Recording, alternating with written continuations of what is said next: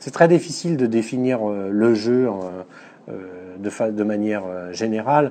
Ce qui peut être intéressant, c'est de voir la place du jeu dans le cadre des apprentissages en mathématiques. Et donc là, quelques mots là-dessus, peut-être, le jeu en classe, ça doit être pris essentiellement comme une activité spécifique, qui a deux paramètres qui sont très importants. C'est la question de la règle, puisqu'un jeu, c'est réglé, et c'est l'occasion d'avoir une activité qui est soumise à certaines règles. Et puis la deuxième partie spécifique de cette activité, qui est la pratique ludique, c'est qu'il y a une part d'incertitude, et c'est ce qui fait souvent, ce qui entraîne la motivation des joueurs. C'est parce qu'un jeu, on ne sait jamais trop comment il va se terminer, qui va gagner, qui va perdre.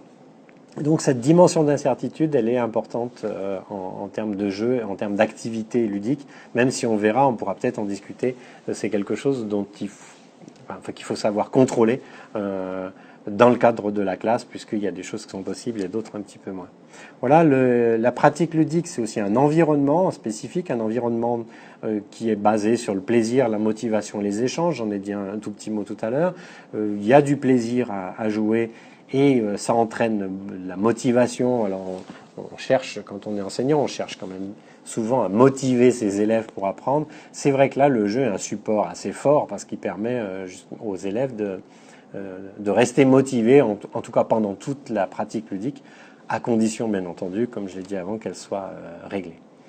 Et puis, évidemment, jouer en classe, ça correspond à un dispositif social qui est particulier, qu'il faut aussi assumer quand on est enseignant.